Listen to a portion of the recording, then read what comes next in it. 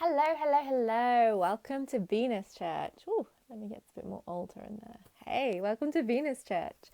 So today on Venus Church, I am wanting to talk to you guys a little bit about Morgan Le Fay, my OG goddess of Avalon, and Aphrodite and the sneaky, sneaky links between them. But first, I invite you to take a breath in as we pray to Venus, the great goddess of life, love, good fortune, and joy.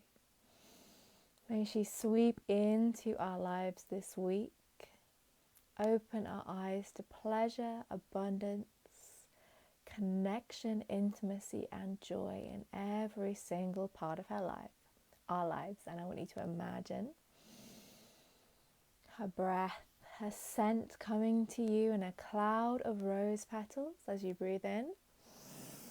And as you breathe out, you open the paths to allow this influence into every area of your life. Now. So, Venus, Aphrodite, and Morgan Le Fay. So, as you know, I use the words Venus and Aphrodite interchangeably often. When I am talking about Venus and Aphrodite and using them interchangeably, I'm usually referring to that goddess of love energy. And Venus is an evolution of Aphrodite, but she has a different flavor as a goddess. So they're the same, but not quite the same, okay? So one thing that I found on my journey was that I have had this huge pull to work with Morgan Le Fay. And for those of you who don't know much about Morgan Le Fay, she is a goddess of witches. To me, at least. She is a character from the Arthurian tales who we think comes from a deeper mythology, local legend and mythos of the Celtic people of Britain. And Morgan Le Fay is the name that we have for her now. It probably wasn't the name that she had back in the day. And Morgan Le Fay is a goddess of transformation, of magic, of witchcraft, of power, of truth, of sovereignty, and of fairies and the land and that connection to this other world, which we call Avalon, the spiritual dimension of the land. Okay, so that's Morgan Le Fay. So I'm deeply drawn to Morgan Le Fay, who often is perceived as an underworld goddess because that's what she is. She goes between the layers of the human world, the celestial realm, and the underworld. She's a shapeshifter and she's a traveller between the realms. So I have this huge pull to this kind of scary at first underworld goddess who I've been working with for the last 15 years. And younger Demi is I'm Demi by the way, younger Demi was very like, ooh, I must do things seriously. Ooh, yes, if I'm doing something I have to do it like super hard or work really hard. That's past Demi. So like having a big, intense Morgan Le Fay character who is a bit more like the Morrigan seems to fit that. Oh yes, I'm being serious. I have this serious goddess. Yes, her. And this frivolity, what I perceived, I was but young on my priestess path, of Aphrodite, the goddess of love and beauty and friendships and having a good time, seemed like something very frivolous and silly to me back then. But I have grown many, many years and in my understanding of the goddess. And far from being two completely separate identities and two completely separate goddesses with no overlap, I'm finding there really is an overlap between Morgan Le Fay and Aphrodite. So, and I am also finding this the more I talk to other women who are devoted and dedicated to Aphrodite, they have this pull of Morgan Le Fay, which I find fascinating. It is so fascinating to not be alone. So I just wanted to talk to you a little bit about the links between these two goddesses, my two favourite goddesses and deities in the whole world. So, Aphrodite, of course, is our goddess of love and sex and fertility and beauty. She is the goddess of so many things. She was a very, very big deal in the past. And many of those things overlap with Morgan Le Fay. So if we're thinking about her as a goddess of love and sexuality, of course Aphrodite has that in spades. But Morgan Le Fay also holds this role as the fairy lover. as the goddess or the fairy queen that comes and is filled with this sexual, irresistible energy, who chooses her lovers and is that irresistible sexiness. And she is also a goddess of love, not in as clear a way as Aphrodite is, but as the goddess of Avalon, the paradise isle on the western lands. The magic of Avalon is love. It is divine spiritual love. So she is the keeper and the mistress of this sacred spiritual love. Also the keeper of the super dirty, sexy, yummy, powerful sexual love, as well as is illustrated in her many stories and her vilification as a woman who is sexual, sensual, and chooses her own lovers. So they're both sexy, sexy goddesses of love.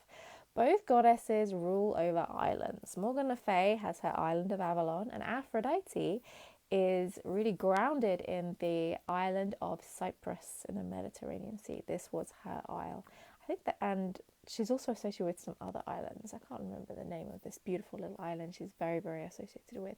But her domain and her home was Cyprus. Two island goddesses. They also both have sacred mountains in their name. Aphrodite is known as Acraea, goddess of the high places, and her temples were built on the high places. In Corinth, her temple was built on the high cliff rock of the sea. In Sicily, her temple was built on a mountain. And Morgan Le Fay in England, this is more modern. Morgan Le Fay is a much more modern goddess than Aphrodite is. Morgan Le Fay's present day landscape, for me at least, would be Glastonbury, and that's where they have the sacred mountain of Glastonbury Tor. I mean, very small stakes, teeny tiny mountain, but that's the symbolism of that. Both goddesses with mountains, both goddesses of the sea. Aphrodite's name means born of the sea, or born of the sea foam, and Morgan Le Fay's name means Morgan Le Fay. Morgan is born of the sea. So they are both born of the sea, and they both hold this energy of water. Aphrodite, through her connection with the ocean and the sea and the salt and that deep fluidity and pleasure and sexual current that she holds as a fertility and love goddess. And Morgan Le Fay as the keeper of the lake, the lady of the lake, the lady of the sacred springs, the goddess of healing through water. They both have this deep watery connection. Slightly different bodies of water, but they're both very watery. What else? They both have this deep, powerful connection to the apple.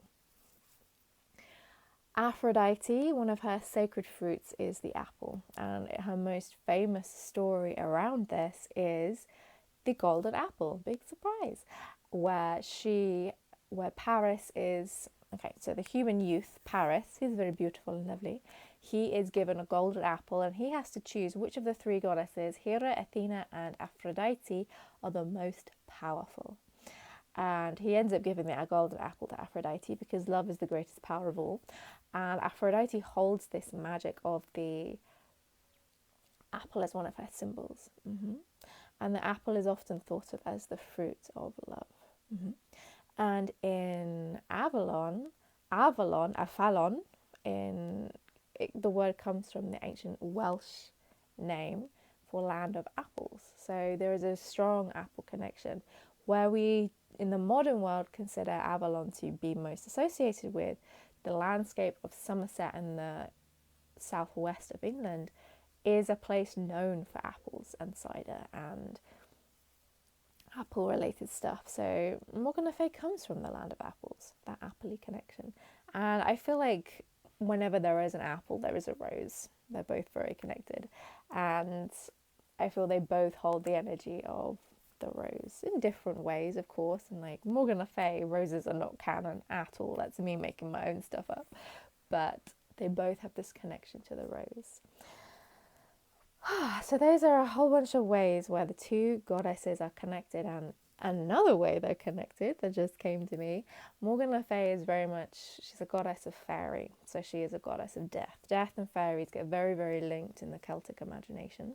And the realm of fairies is also the realm of the dead.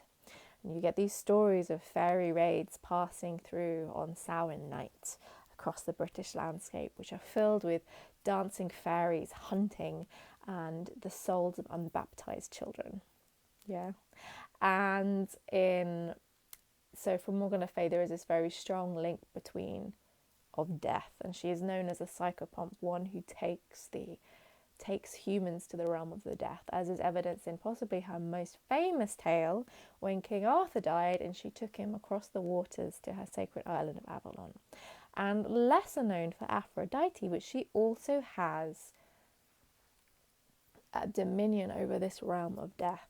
Some of her epithets are Timbucurus, she who stands over the graves, Persephasa, yes, Persephasa, I think that's the right one, she who, I can't even remember, I'm sorry, but it is associated with Persephone, Persephone, the bringer of death and that death edge.